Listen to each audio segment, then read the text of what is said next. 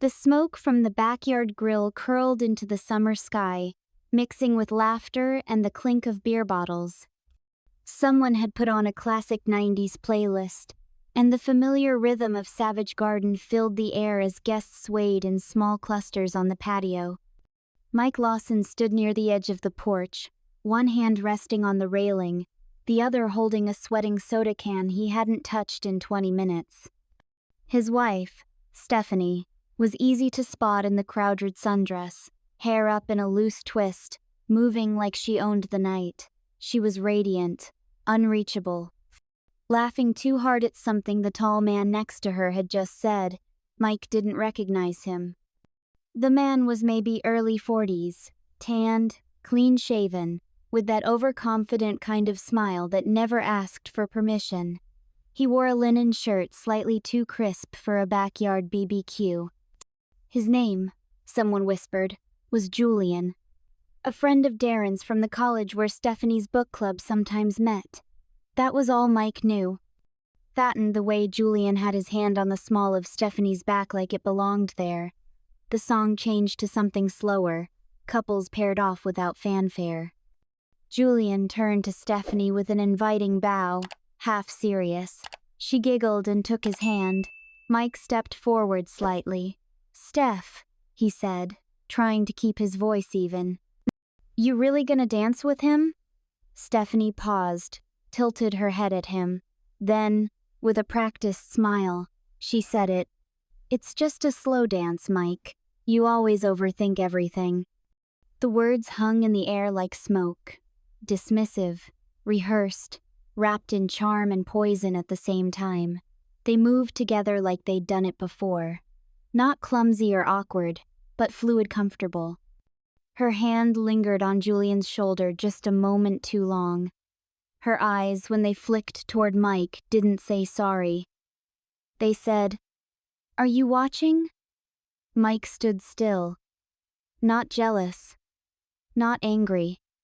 Just hollowed out. He caught Darren's wife, Cassie, watching him with a tight-lipped expression from across the patio. Sympathy, maybe pity. Mike looked away. He didn't need pity. He needed... what? Answers? A rewind button? The music faded into the background. His world shrank to the sound of Stephanie's laughter in another man's ear. He didn't know what hurt more, how easily she let herself go, or how natural it looked. They drove home in silence. Stephanie hummed to herself in the passenger seat, fingers scrolling through her phone like nothing had happened. Mike gripped the steering wheel like it was the only thing keeping him from unraveling. Every stoplight stretched longer than the one before. He wanted to ask, what was that? He wanted to say, that hurt me. But the word stayed trapped behind clenched teeth, and a years-old habit of staying quiet for the sake of peace. When they pulled into the driveway, Stephanie got out first, still humming. Mike sat in the car a little longer, listening to the engine tick itself cool, watching her figure disappear behind the front door. He'd built this life with his own hands, literal and metaphorical.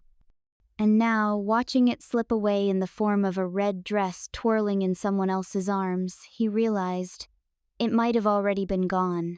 The house was quiet when they got back, too quiet for a Saturday night.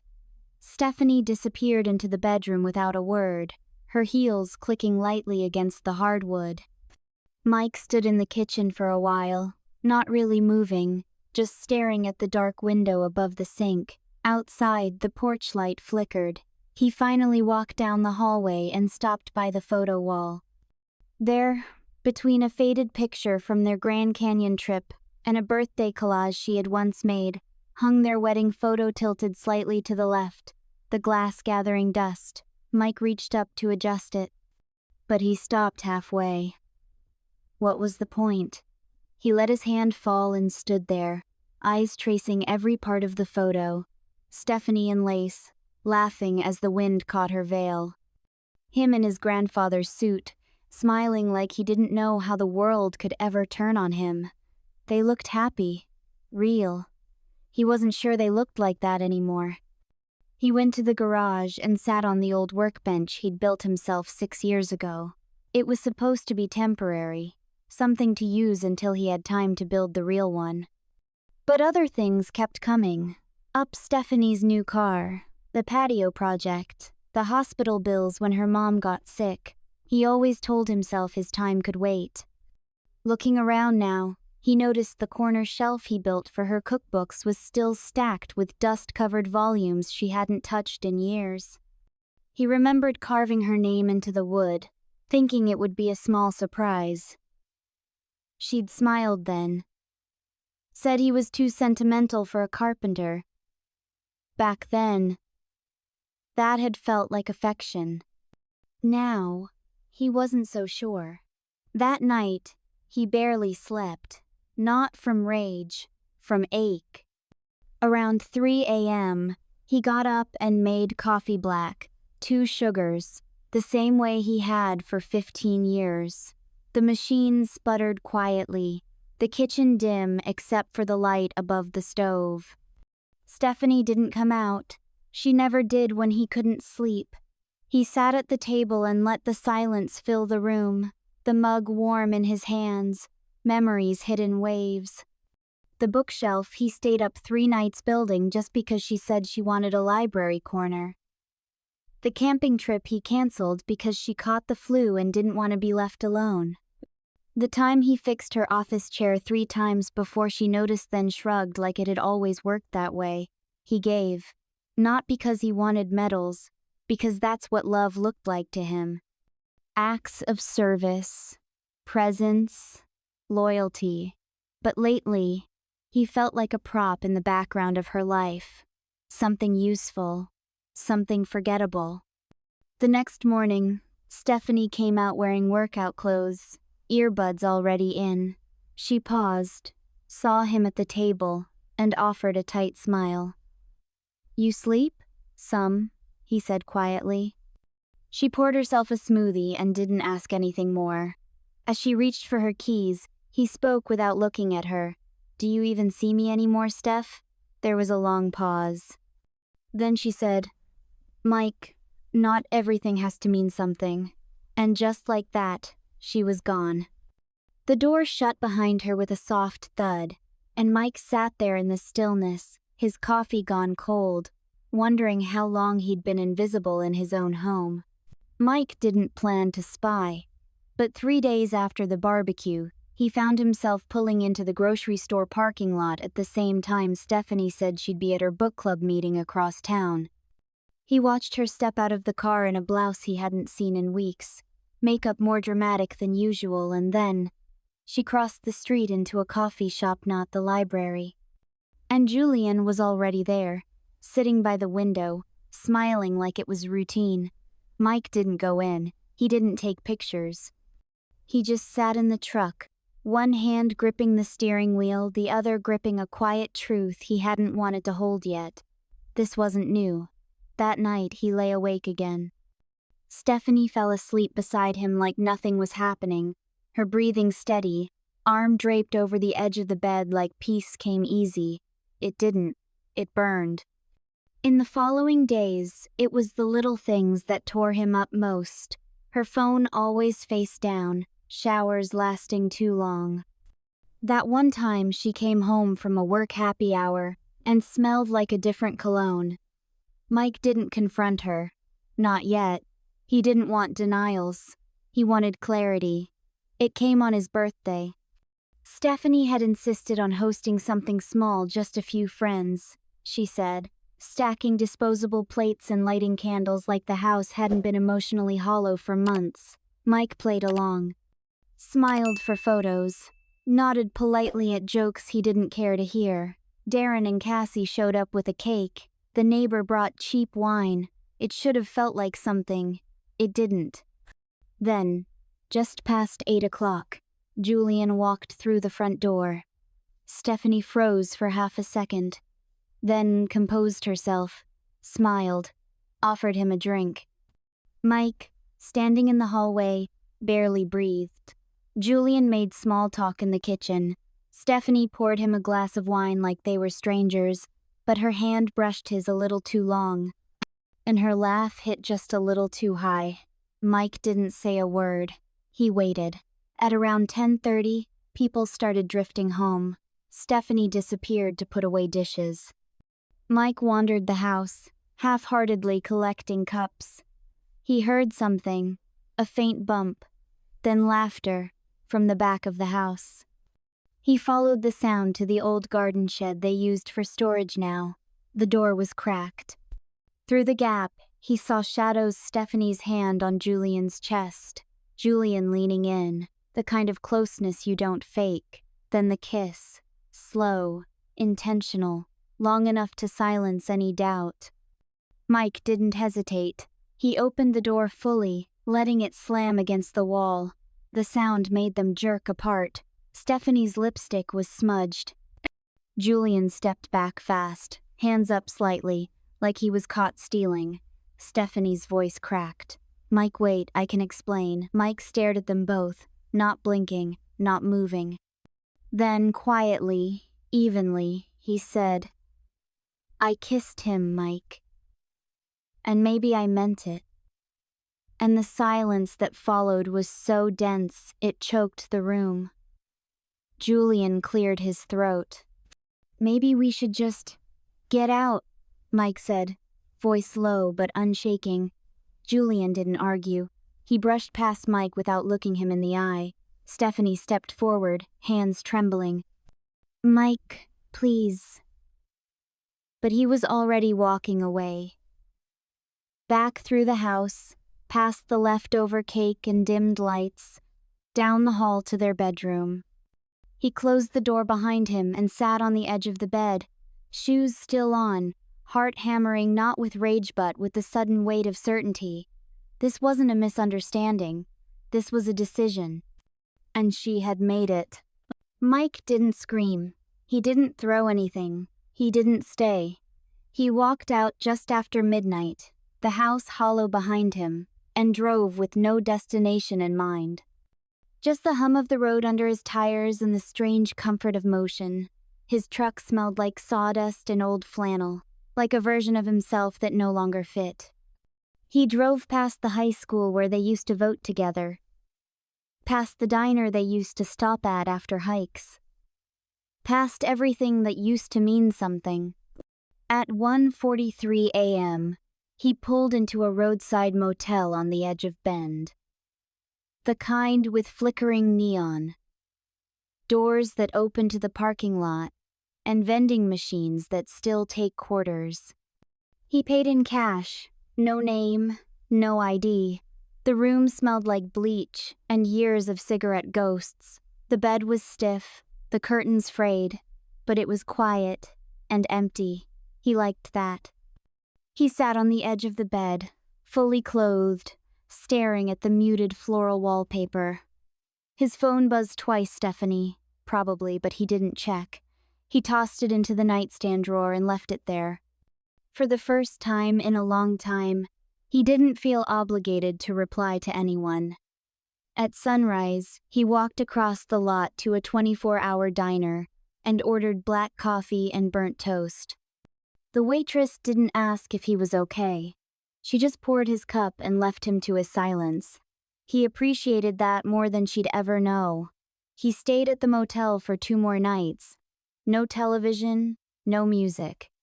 Just stillness and the ache of something unsaid pressing against his chest.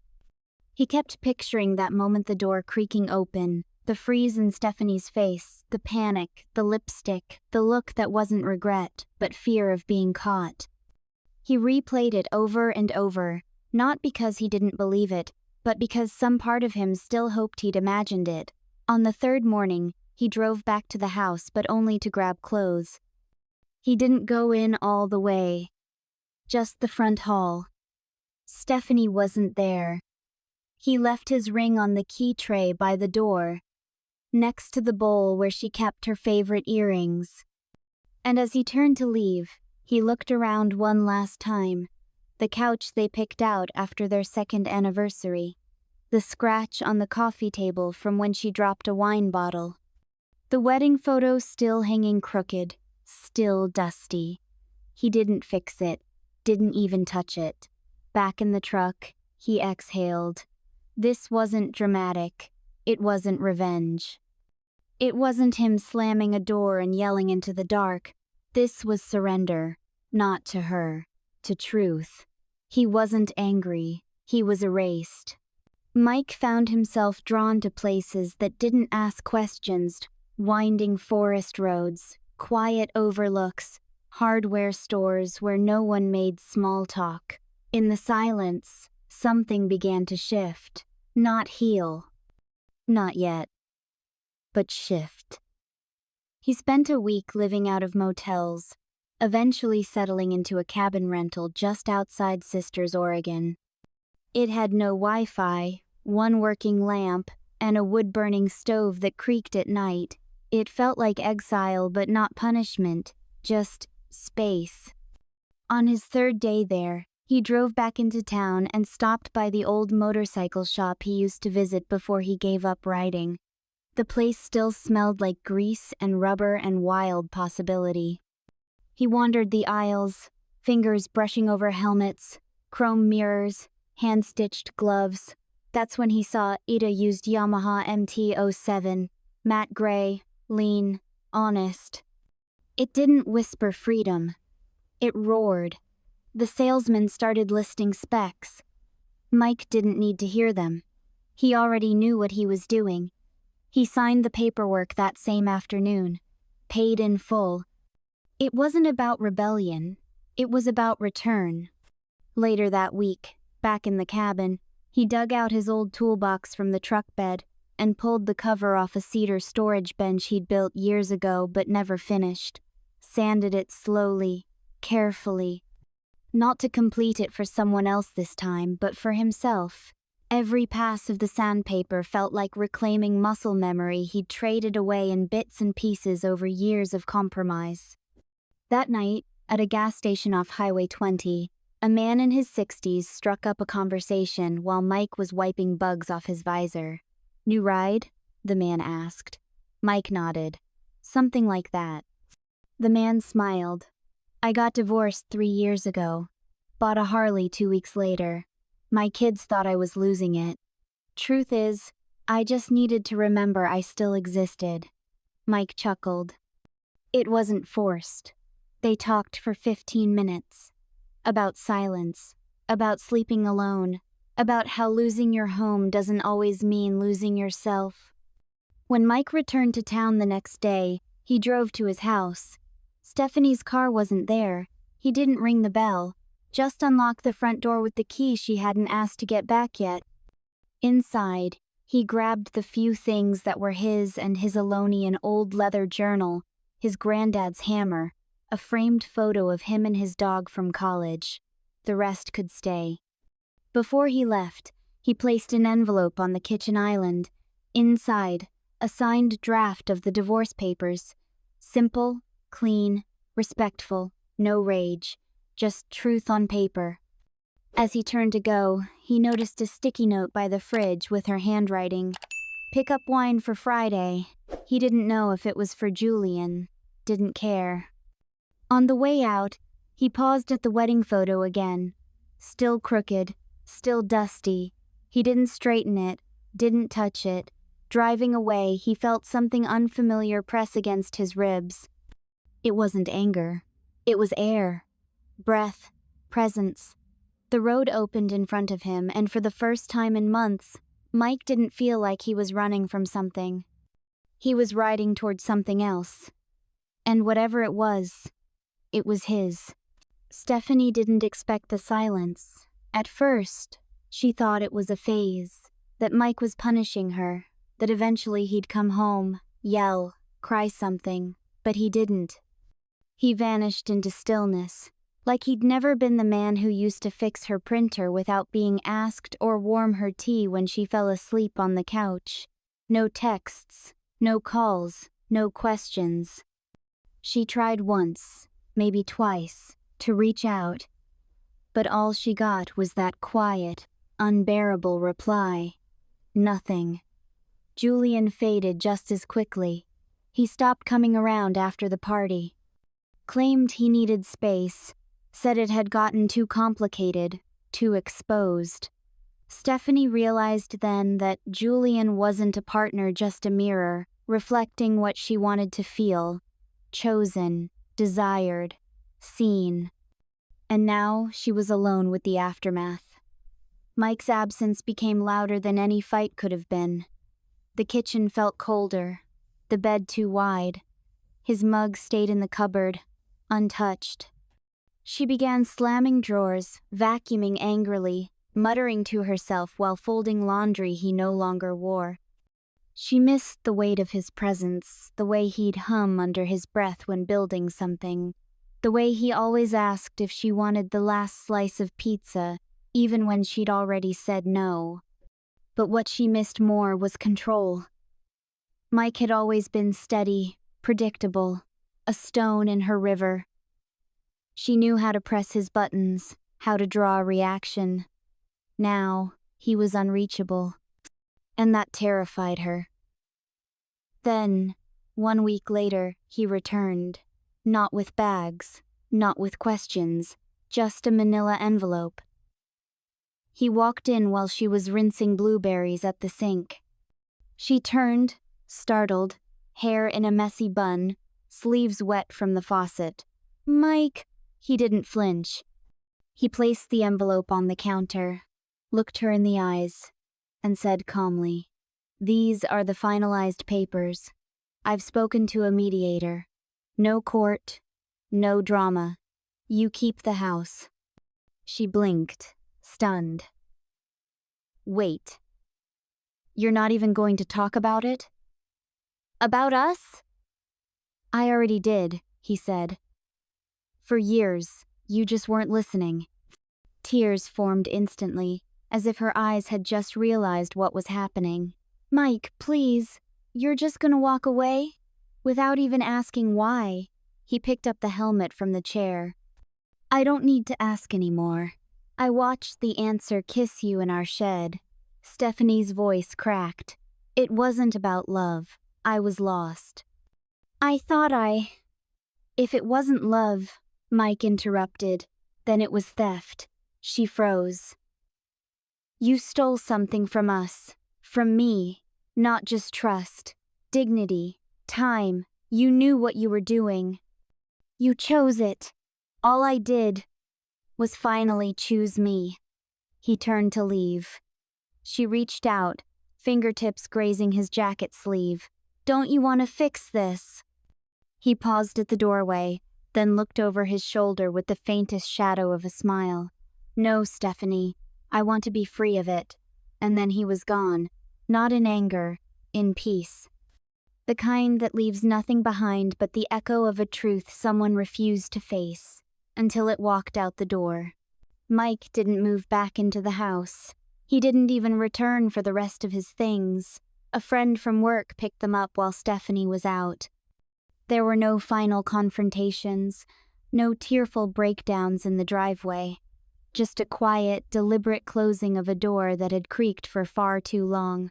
He found a small cottage east of the Deschutes River.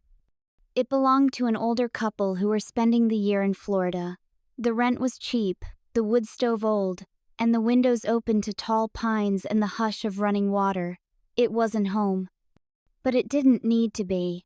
He spent his mornings in the garage, restaining old furniture, carving spoons and bowls he'd never sell.